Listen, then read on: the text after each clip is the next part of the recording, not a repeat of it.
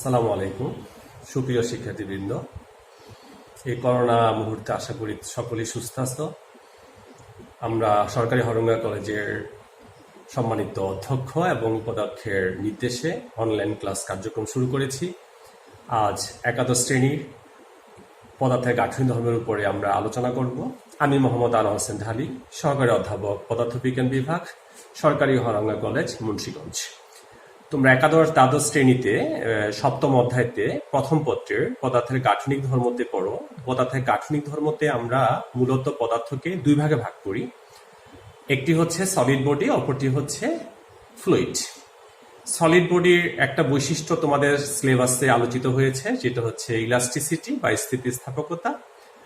ফ্লুইডের দুইটা ধর্ম আলোচিত হয়েছে, যেটি হয়েছে তোমার পৃষ্ঠটান বা আমরা ইংলিশে বলি সারফেস টেনশন, অপরটি সান্দ্রতা অথবা ভিসকোসিটি।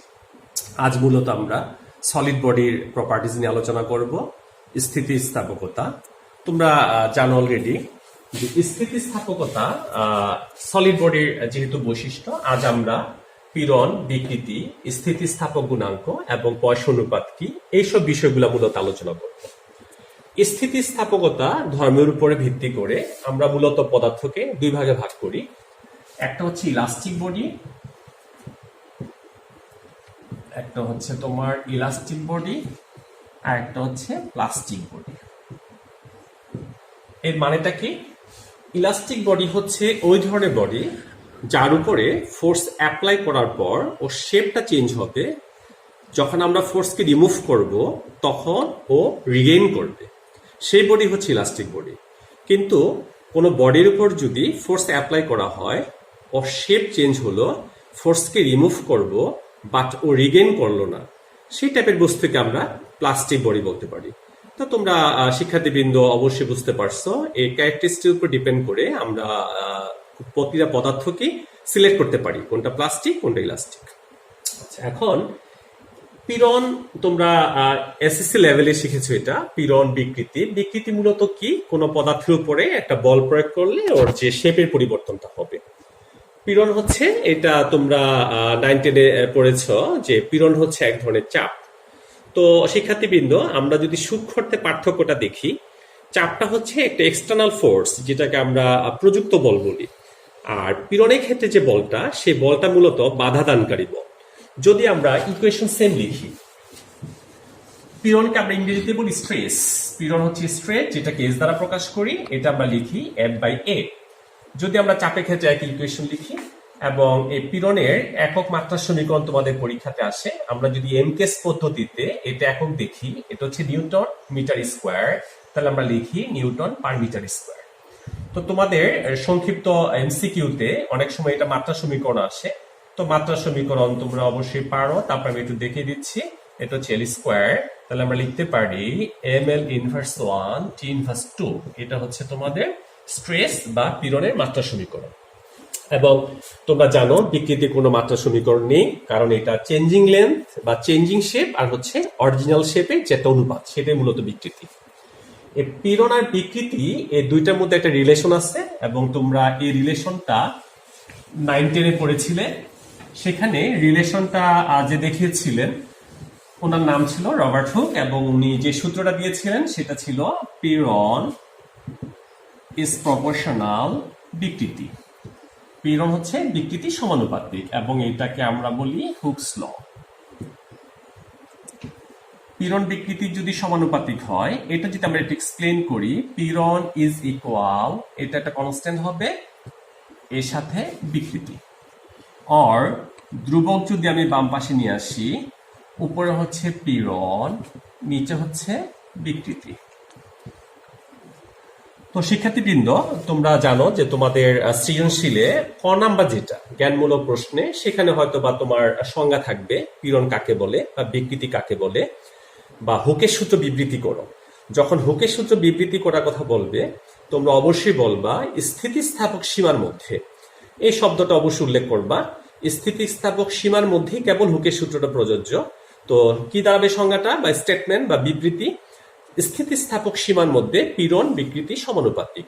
কিন্তু তোমাদের যদি অনুধাবন প্রশ্ন আসে যে হুকের সূত্র ব্যাখ্যা করো, তখন তুমি শুরুতে জ্ঞানের অংশ হচ্ছে সূত্রে বিবৃতি দিবে। বিবৃতি দেওয়ার পরে তারপরে তুমি এটা লিখবে, লেখার পরে যে ধ্রুবকটা আসবে এই ধ্রুবকটাকে আমরা বলি মডুলাস অফ ইলাস্টিসিটি, যার বাংলা হচ্ছে স্থিতিস্থাপক গুণাঙ্ক, অথবা ইলাস্টিক কনস্ট্যান্ট, যার বাংলা হচ্ছে স্থিতিস্থাপক ধ্রুবক। যেহেতু এটা ইলাস্টিক এই কারণে এটাকে আমরা ই দ্বারা প্রকাশ করি। তো তোমাকে এই ই বা ধ্রুবক এটাকে আমরা বলবো স্থিতিস্থাপক ধ্রুবক অর স্থিতিস্থাপক গুণাঙ্ক। পরীক্ষায় তোমাদের জ্ঞানমূলক প্রশ্ন হয় স্থিতিস্থাপক গুণাঙ্ক কাকে বলে। তো শিক্ষার্থীবৃন্দ তোমরা একটু খেয়াল করো, তোমরা যদি এই সমীকরণের দিকে তাকাও, পীড়ন বিকৃতি, তার পীড়ন হচ্ছে আমাদের উপরে, বিকৃতি নিচে, তাহলে আমরা কি বলতে পারি স্থিতিস্থাপক সীমার মধ্যে পীড়ন এবং বিকৃতির অনুপাতকেই স্থিতিস্থাপক ধ্রুবক অথবা স্থিতিস্থাপক গুণাঙ্ক বলে। আশা করি তোমরা পারবা পরীক্ষাতে যদি আসে। যদি কখনো তোমাকে প্রশ্ন করে স্থিতিস্থাপক গুণাঙ্কের একক কি হবে, তো শিক্ষার্থীবৃন্দ একটু খেয়াল করো, বিকৃতির যেহেতু কোনো একক নেই, পীড়নের একক যা হবে স্থিতিস্থাপক গুণাঙ্কের একক তাই হবে। তো এখন স্থিতিস্থাপক গুণাঙ্ককে আমরা তিনটা ভাগে ভাগ করতে পারি। তার কারণ কি? কারণ হচ্ছে তোমরা জানো পীড়নের তিনটা টাইপ, বিকৃতির তিনটা টাইপ। বিকৃতির তিনটা টাইপ কি কি? একটা হচ্ছে দৈর্ঘ্য বিকৃতি, দৈর্ঘ্য বিকৃতি, দ্বিতীয় বলতে পারি আমরা আয়তন বিকৃতি, তৃতীয়ত আমরা বলতে পারি ব্যাবর্তন বিকৃতি। বিকৃতির তিনটা টাইপ, আমরা পীড়নেরও তিনটা টাইপ বলতে পারি। একটা হচ্ছে তোমার দৈর্ঘ্য পীড়ন, দুই আয়তন পীড়ন, তিনে অ্যাজ ইউজুয়াল আমরা বলতে পারি ব্যাবর্তন পীড়ন। তো শিক্ষার্থীবৃন্দ একটু খেয়াল করো, বিকৃতি আমার ইউনিটলেস, এর কোনো একক নেই। যেহেতু দৈর্ঘ্য বিকৃতি, আমরা এটা সমীকরণ আমরা সংক্ষেপে লিখতে পারি। শিক্ষার্থীবৃন্দ আমি এখানে একটু লিখি, তোমরা একটু খেয়াল করো, দৈর্ঘ্য বিকৃতি আমার চেঞ্জিং লেন যদি স্মল এল হয়, অরিজিনাল লেন যদি ক্যাপিটাল হয়, সো দৈর্ঘ্য বিকৃতি হচ্ছে small L by capital L. আয়তন বিকৃতিকে আমরা বলতে পারি চেঞ্জিং ভলিউম হচ্ছে small V, original volume capital V, এটা হচ্ছে আমাদের আয়তন বিকৃতি।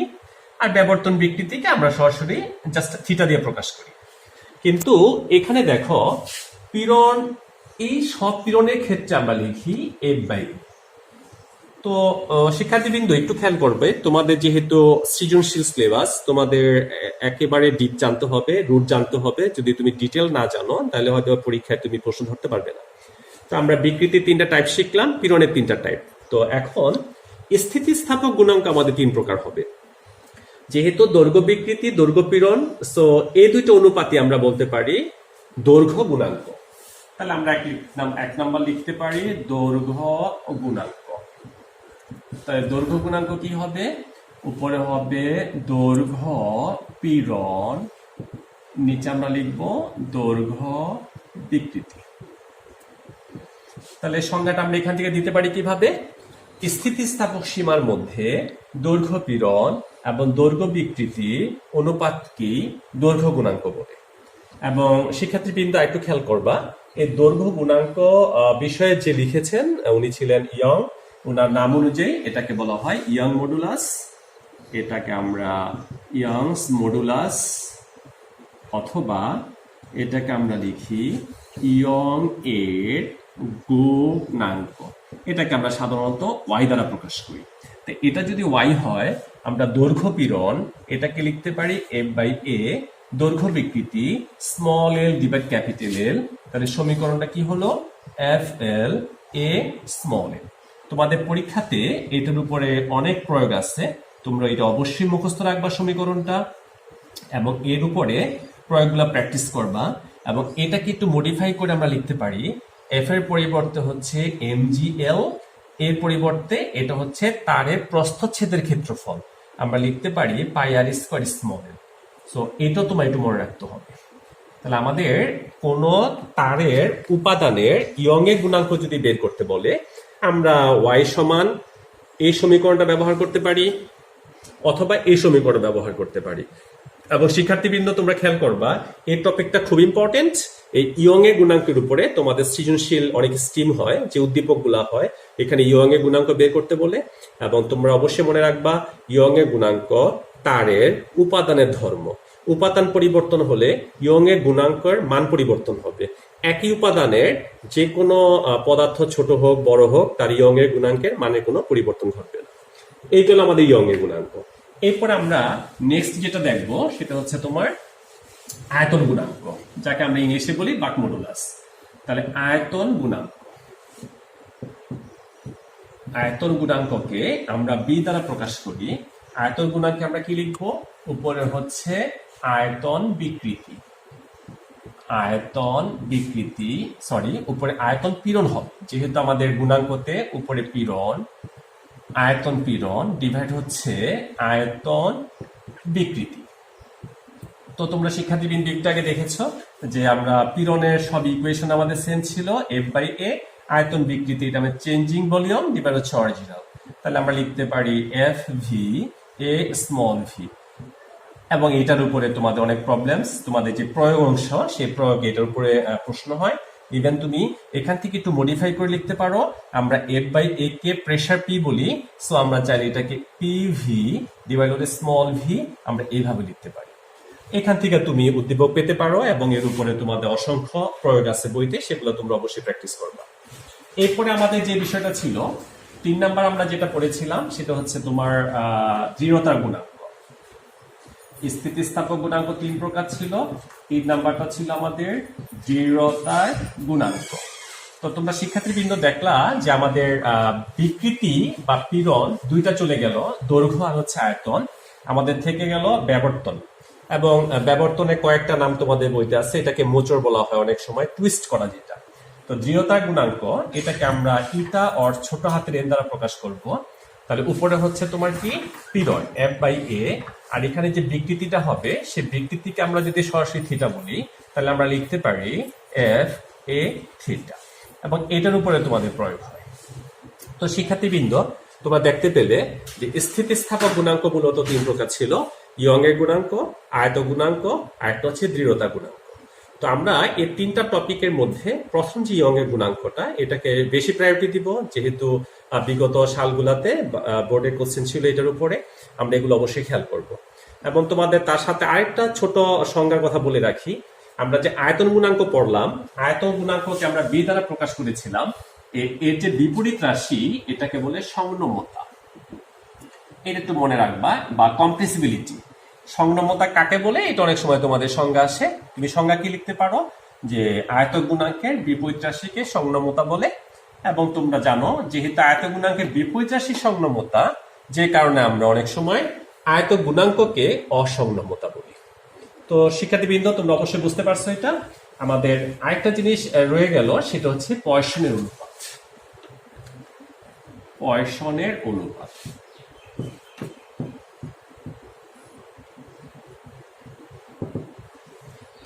পয়সন অনুপাতটা কি? শিক্ষার্থীবৃন্দ একটু খেয়াল করো, তোমাদের যদি সহজভাবে বিষয়টা আমি বুঝাতে চাই, আমি যদি একটা 3 ডাইমেনশন স্পেস কল্পনা করি, আমি এই অংশের আমি বিকৃতি চাচ্ছি। এই অংশের যদি বিকৃতি ঘটাতে চাই, যেহেতু এই দুইটা অ্যাক্সিস এর সাথে কানেক্টেড, সো আমাদের এই পাশে বিকৃতি ঘটবে। আমাদের কিন্তু টার্গেট ছিল এই অ্যাক্সিসের বিকৃতি ঘটানো। এটা যদি আমি বলি দৈর্ঘ্য বিকৃতি, যেটাকে আলফা দ্বারা প্রকাশ করব, এটা বললাম পার্শ্ব বিকৃতি, ধরো বিটা দ্বারা প্রকাশ করব। আমি যদি পার্শ্ব বিকৃতি বেশি করতে চাই, নিশ্চয় আমার দৈর্ঘ্য বিকৃতি বেশি প্রয়োজন হবে। তাহলে আমি লিখতে পারি পার্শ্ব বিকৃতি সমানুপাতিক দৈর্ঘ্য বিকৃতি। তো পার্শ্ব বিকৃতি ইজ ইকুয়াল, এখানে একটা কনস্ট্যান্ট হবে, তার সাথে আমরা অ্যাজ ইউজুয়াল লিখতে পারি দৈর্ঘ্য বিকৃতি। আমি ধ্রুবকটা লেফট সাইডে নিয়ে আসি। তাহলে উপরে হচ্ছে পার্শ্ব বিকৃতি ডিভাইড হচ্ছে দৈর্ঘ্য বিকৃতি।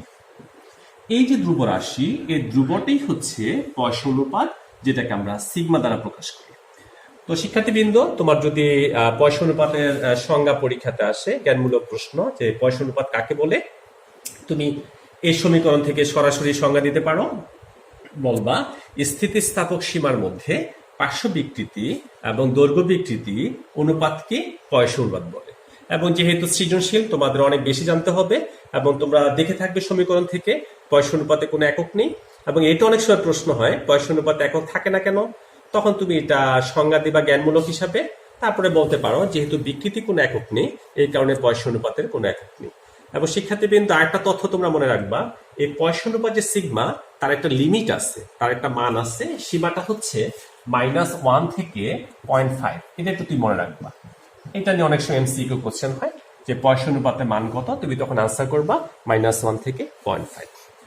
তো সুপ্রিয় শিক্ষার্থীবৃন্দ, আশা করি যতটুকু তোমাদের বুঝালাম তোমরা অবশ্যই বুঝতে পেরেছো। এটা একাদশ দ্বাদশ শ্রেণীতে তো অবশ্যই ইম্পর্টেন্ট, এবং এর সাথে আমাদের ফিজিক্সের অনার্স প্রথম বর্ষের ছাত্রছাত্রীদের properties of matter, waves and অসিলেশনে তোমাদের স্থিতিস্থাপকতা নামে একটা অধ্যায় রয়েছে, যেখানে এই টপিকটা তোমাদের আলোচিত হয়েছে। এবং যারা নন মেজরে পড়ো তাদের এই টপিকটা খুব কাজে লাগবে। আশা করি সবাই এটা পড়বে। কোনো প্রবলেম হলে অবশ্যই আমাকে কমেন্টসে জানাবে। তোমরা সুস্থ থাকো। আল্লাহ হাফেজ।